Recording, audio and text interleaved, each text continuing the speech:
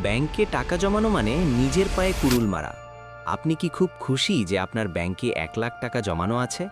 ভেবেছেন আপনি খুব সেফ জোনে আছেন? সত্যিটা হলো, ব্যাংক আপনার টাকা ব্যবহার করে কোটিপতি হচ্ছে আর আপনি দিন দিন গরিব হচ্ছেন। বিশ্বাস হচ্ছে না? তাহলে শুনুন, এর মূল কারণ হলো ইনফ্লেশন বা মুদ্রাস্ফীতি।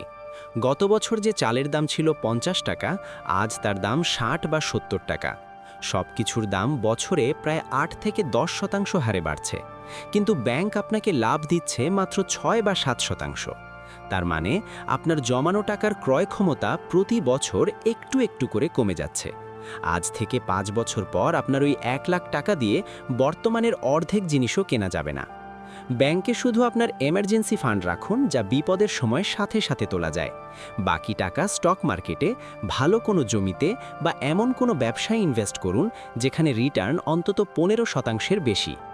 ব্যাংক মূলত আপনার টাকা 6%-এ নিয়ে বড় বড় ব্যবসায়ীদের কাছে 13%-এ লোন দেয়। মাঝখান থেকে বিনা পরিশ্রমে তারা প্রফিট করে। তাই নিজের টাকাকে অলস ফেলে রাখলে সেটা জং ধরে নষ্ট হয়। টাকাকে কাজে লাগাতে শিখুন। এমন জায়গায় ইনভেস্ট করুন যেখানে আপনার টাকা ইনফ্লেশনকে বিট করতে পারে।